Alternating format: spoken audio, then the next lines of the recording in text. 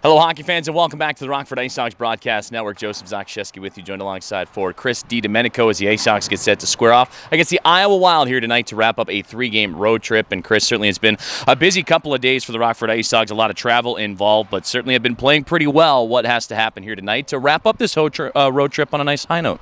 No, we just got to stick to our game for 60 minutes, and like we always keep saying it, we're battling for the playoffs here, so we got to take it as a playoff game, and if we do our job for 60 minutes, hopefully it works out for us.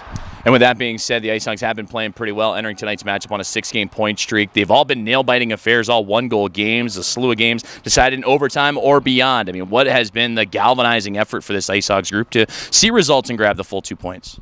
We're just sticking to our game plan. Sometimes we take a little bit of time off, but as you know, we came back from 2-goal deficit in GR, and we just kept fighting till the end there, and then that's what we're going to have to do. They're all going to be nail-biters here. If you look at the standings, everyone's very close to each other, so we just got to do our job and focus on ourselves.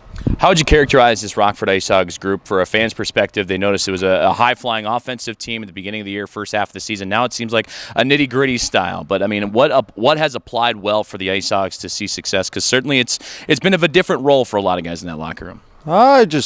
Everyone's out there working hard. I think, that's our main thing. We just work hard. We have a lot of speed and do that thing. If we take care of the D zone and let us go play offense, I think we're very dangerous like that.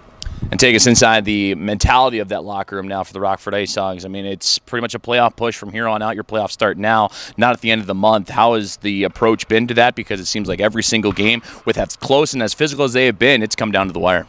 Yeah, this is our playoffs right now, and for us to get in, we got to get every point we can. And the teams that we're playing right now are all in the same mix as us, and it's going to be a battle right to the end. Do you feel like that's a common bond that the IceHogs have embraced nicely? It seems like everyone in that locker room seems to be playing for each other more so than what they might have been doing a couple of months ago. So it seems like as tough of a situation as it is, it's a happy one to be in. Yeah, it is. It's a team game out there. You always want to play for each other out there, and if everyone wins, if we get the 2 points, everyone's a winner out there, and everyone wants to play in the playoffs. It's a fun time to play. And then for you personally, since joining the Rockford IceHogs, you've been pretty much a point-a-game guy. And if you haven't made a point, you're at least setting up plays to help your teammates contribute. What has worked so well for you since joining this IceHogs group? They brought me here for veteran presence, and they probably see what I can do out there, and just work hard, do the little things, play a lot of D zone, and we can't stop now, and we got 10 games left, and we got to leave it all out there, and then I'll lead the pack. And with that veteran presence in the IceHogs locker room, what have you done to keep things lively? I have the joy of joining you on the bus and being in the locker room at times. It seems like it's a fun role to be in because you get to keep everybody a little light during this tough time of year. Yeah, even with the young kids coming here, it's their first time experiencing in pro hockey, and you just try and keep them light. You can't get too stressed about this time of the year, and it's a fun time to play, but, it can get a little stressful, so I just try to keep the light mood.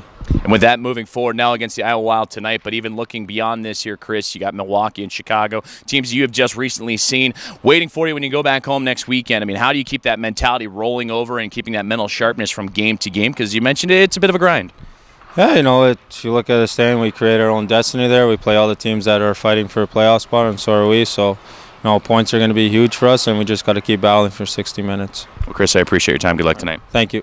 For Chris DiDomenico joining us here for the IceHogs Broadcasting Network, the IceHogs and Iowa Wild going toe-to-toe tonight. And as I mentioned, the IceHogs wrapping up a 3-game road trip. But for the Wild, it's a bit of a tough stretch for them. They're closing out a 3-game and 3-day scenario. They were just in Chicago yesterday, squaring off against the Chicago Wolves, in which they would suffer a tough loss and had the long bus ride here to Wells Fargo Arena. So it's going to be a fun showdown tonight. Stay tuned for more IceHogs warm-up as it's all coming together here at Wells Fargo Arena as the IceHogs and Iowa Wild get together. You're listening and watching Rockford IceHogs hockey on the IceHogs Broadcast Network.